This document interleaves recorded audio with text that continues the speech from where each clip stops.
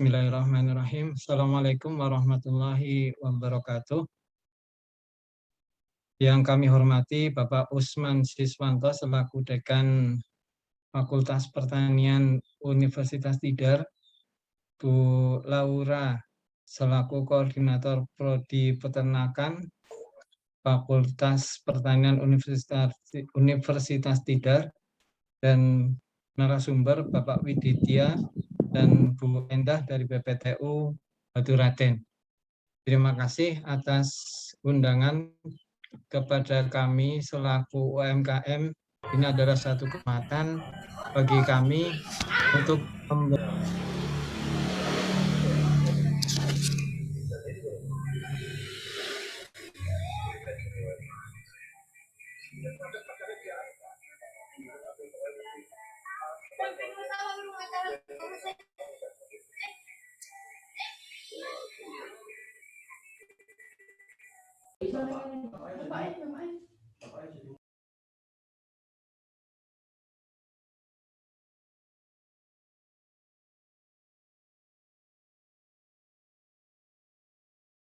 Pak Kuatma sebenarnya masih di mute ya itu ya? Oh iya, mohon maaf sebentar Bapak. Iya. Mohon maaf, ini next slide-nya langsung ke yang yogurtnya, Mas. Nah, mungkin ini ya, yogurt adalah olahan susu. Olahan susu yang dibuat melalui proses fermentasi dengan penambahan bakteri asam laktat, yaitu bakteri Lactobacillus bulgaricus, Streptococcus thermophilus, dan Lactobacillus acidophilus. Masing-masing yogurt biasanya ada beberapa macam bakteri, diantaranya itu yang ketiga tadi, juga ada yang lain juga. Kalau misalnya kita di produk di pasaran itu mungkin yang lebih apa ya istilahnya ya, lebih familiar adalah Yakult ya. Yakult itu juga termasuk dalam kategori olahan susu yang difermentasi dengan bakteri asam laktat. Yogurt juga bisa dibuat dari susu selain dari susu sapi, susu kambing ada, susu kedelai ada, susu kacang hijau pun ada. Max, Mbak. Jenis-jenis yogurt sendiri ada beberapa macam. Ini yang dikategorikan dari kondisi air, dari apa namanya ya, kandungan air yang ada di yogurt itu. Kalau yogurt asli atau yogurt stir itu yaitu yogurt yang masih murni. Yogurt yang masih murni, belum ada penambahan perasa ataupun penambahan air atau penambahan gula, itu masih murni, atau yogurt blend itu namanya yogurt stir. Kemudian ada yogurt drink, itu sudah melalui penambahan bahan tambahan makanan dan air, mungkin juga ada ditambahkan susu juga. Kemudian Greek yogurt adalah yogurt yang dikurangi kandungan terlebih dahulu, kemudian menjadi yogurt dengan tekstur yang lebih kental atau lebih padat. Karena dengan biasanya ini untuk konsumsi atau mungkin juga untuk masker wajah, untuk lulur, biasanya pakainya yogurt Greek. Next, Mbak. Next. Ini manfaat yogurt yaitu diantaranya untuk meningkatkan sistem kekebalan tubuh, menjaga kesehatan sistem pencernaan. Dalam keseharian kami, biasanya ada juga beberapa pelanggan itu karena adanya asam lambung. Asam lambung, dan walaupun yogurt itu asam, ternyata dengan konsumsi yogurt yang minimal itu 100 ml per hari, yang yogurt stir tanpa perasa, yang belum ada penambahan apapun, itu ternyata untuk asam lambung itu bagus. Untuk diet juga bagus. Jadi lebih lambung itu kerjanya lebih bagus, dan di pencernaan juga lebih melancarkan pencernaan. Ada untuk mencegah osteoporosis karena di produk yogurt akan meningkat kadar kalsiumnya. Kemudian membantu program diet, mengurangi resiko komplikasi kehamilan, mencegah terjadinya tekanan darah tinggi, mencegah peningkatan asam lambung. Itu tadi ya saya menceritakan bahwa ada beberapa konsumen yang memang dia untuk program terapi asam lambung. Kemudian menyegarkan dan mencerahkan kulit. Menyegarkan dan mencerahkan kulit itu untuk lulur maupun untuk masker wajah. Biasanya ada yang membeli yogurt kepada kami, konsumen-konsumen kami yang memakainya untuk sebelum pernikahan ya, sebelum pernikahan untuk luluran dan untuk maskeran gitu. Kemudian ada juga dari konsumen-konsumen kami yang untuk program kehamilan disarankan oleh dokter kandungan untuk mengkonsumsi yogurt dalam rangka mempercepat proses kehamilan. Next, Mbak. Nah, faktor yang perlu diperhatikan dalam pembuatan yogurt yaitu kualitas susu. Kalau kami selaku praktisi itu lebih mudah apabila susu tersebut adalah susu yang masih segar, yang baru perah. Jadi lebih baik kalau kemudian beli susunya itu langsung ke peternak. Jadi lebih terjamin kualitasnya. Karena perbedaan antara susu yang sudah disimpan dalam pendingin dengan susu yang segar, ternyata itu mempengaruhi hasil akhir dari produksi yogurt. Teksturnya berbeda ketika sudah melalui pendinginan terlebih dahulu dengan yang susu segar yang baru perah tadi itu. Kemudian yang kedua adalah starter bakteri asam laktatnya. Jadi kalau kita mau memproduksi yogurt, untuk membuat yogurt lebih baik memakai yogurt yang berasal dari bakteri asam laktat yang langsung turunan pertama, F1-nya.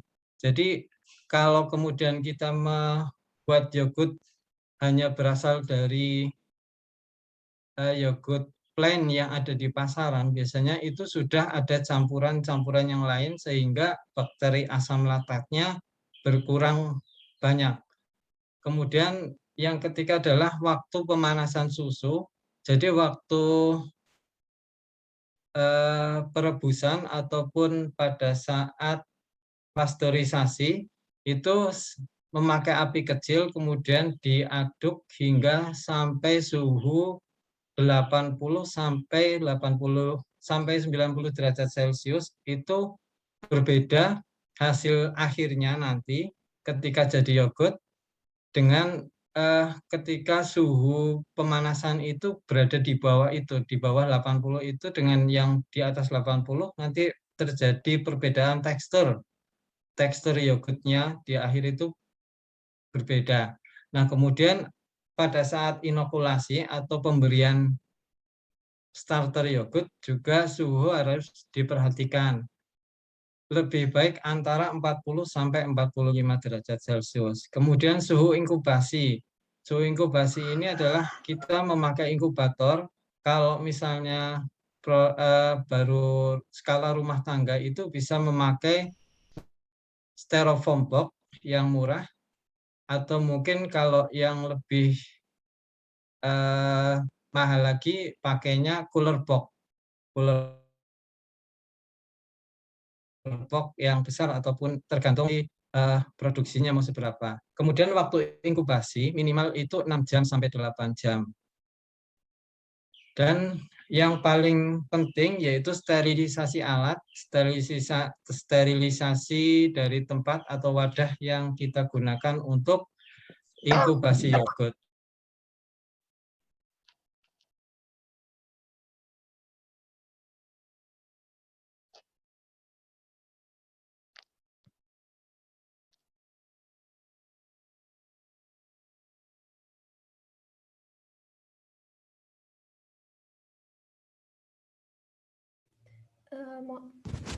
Mohon maaf Bapak, sebentar ini terdapat kendala teknis.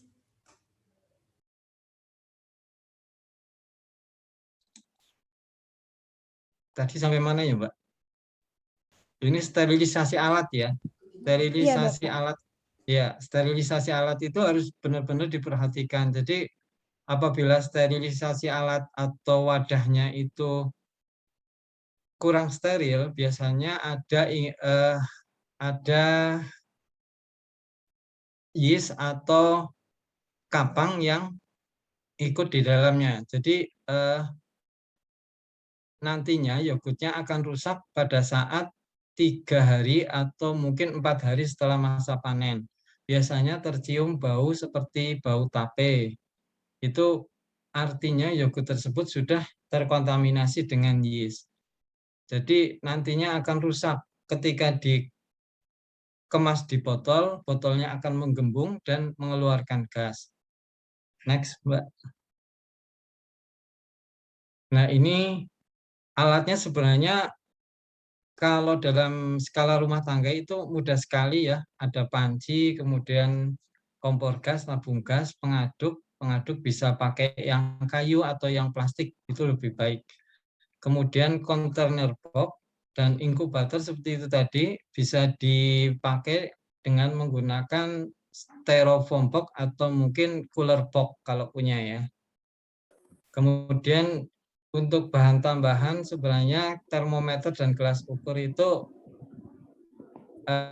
termometer terutama yang sangat penting untuk mengukur suhu agar tepat dan bisa optimal. Kemudian bahannya bisa susu sapi segar atau mungkin kalau susu kambing itu lebih mahal sebenarnya. Kalau di Purwokerto susu kambing berkisar antara 25 sampai 30.000 per liter. Kalau susu sapi saya dapat dari peternak itu 8.500. Kemudian ada starter yogurt bisa dibeli secara online di Tokopedia maupun di Shopee itu banyak ya. Monggo next, Mbak. Proses pembuatan susu menjadi yogurt yang pertama yaitu pemanasan, di mana susu sapi atau susu kambing atau susu apa saja yang nantinya dibikin untuk yogurt itu dimasukkan ke dalam panci, kemudian direbus dengan api kecil sambil diaduk sampai mencapai suhu minimal 80 derajat Celcius. Kalau suhunya sampai 90 enggak masalah sebenarnya. Cuma kalau yang saya praktekkan itu 80 sampai 85. Kemudian setelah mencapai suhu 80 dimatikan kompornya dan diturunkan suhunya sampai dengan suhu antara 40 sampai 45 derajat Celcius. Saya memakai suhu yang paling tinggi 45 derajat Celcius, kemudian baru diberikan starter yogurt yang dituang ke starter yogurt ke dalam susu, kemudian diaduk rata dengan pengaduk yang steril, dan kemudian tuangkan ke wadah yogurt, ke wadah toples atau mungkin kontainer box ya, yang bagusnya sebenarnya dari kaca. Kemudian dimasukkan ke dalam inkubator dengan suhu 38 sampai dengan 45 derajat Celcius selama 6 sampai 8 jam. Walaupun sebenarnya ini tingkat keasaman antara 6 sampai 8 jam itu berbeda. Jadi kalau misalnya pengennya itu yogurt yang tidak terlalu asam berarti kurang dari 6 jam atau 6 jam lah, minimal 6 jam. Kalau yang lebih asam lagi di atas 8 jam. Itu kalau kami biasanya memproduksinya tergantung dari permintaan konsumen. Kalau misalnya konsumen yang untuk diolah lagi menjadi es krim biasanya mintanya yang asam gitu ya, yang asamnya lebih gitu.